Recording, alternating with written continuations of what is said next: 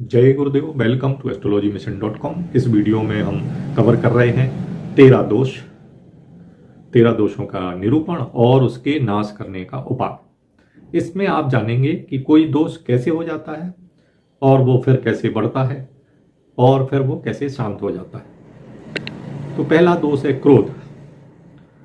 क्रोध जिसको अपन गुस्सा बोलते हैं, खीज बोलते हैं, है ना, रोष भी बोलते हैं। तो ये कैसे उत्पन्न होता है? तो क्रोध जो है लोभ से उत्पन्न होता है। दूसरों के दोष देखने से ये बढ़ जाता है और क्षमा करने से ये निर्वृत्त हो जाता है। दूसरा दोष है काम, लस्ट इसको बोलते हैं।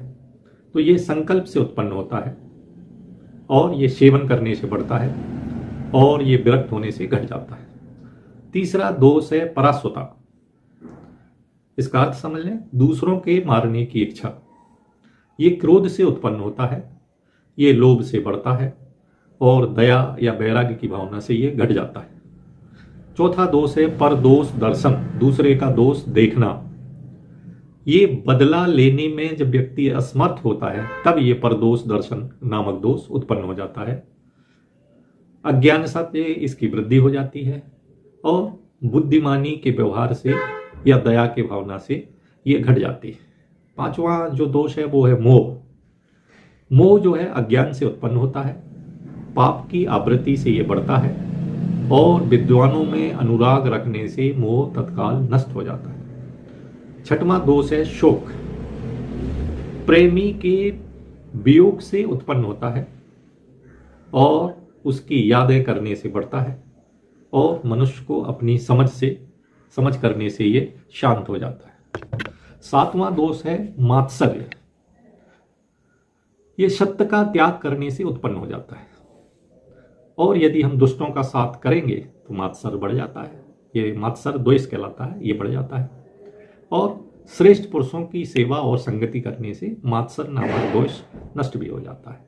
8वें नंबर का दोष है विधित्सा। ये धर्म विरोधी शास्त्रों का अवलोकन करने से उत्पन्न हो जाता है और मन में अनुचित कर्म से ये बढ़ जाता है और तत्व ज्ञान से ये नष्ट हो जाता है। 9वें नंबर का दोष है मद। मद कैसे होता है?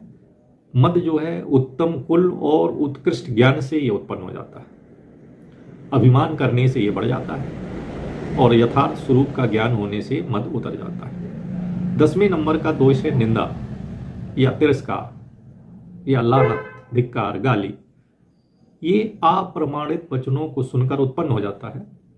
नीच मनुष्यों के संग करने से यह दोष बढ़ जाता है और श्रेष्ठ पुरुषों की ओर देखने से इस दोष की शांति हो जाती है।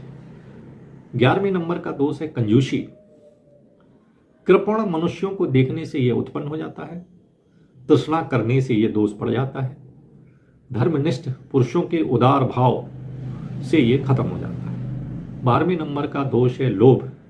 लोभ अज्ञान के कारण उत्पन्न होता है, लालसा करने से बढ़ जाता है और भोगों की क्षणभंगुरता देखने से ये नष्ट हो जाता है।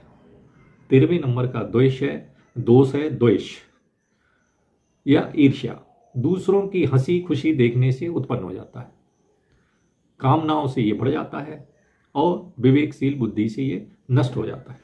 तो इस प्रकार आपने देखा होगा कि हमारे जीवन में जो 13 दोष हैं वे कैसे उत्पन्न होते हैं, क्या करने से बढ़ते हैं और क्या करने से नष्ट हो जाते हैं। तो यदि आप में ये कोई दोष हैं तो आप उनको कृपया दूर कर लें।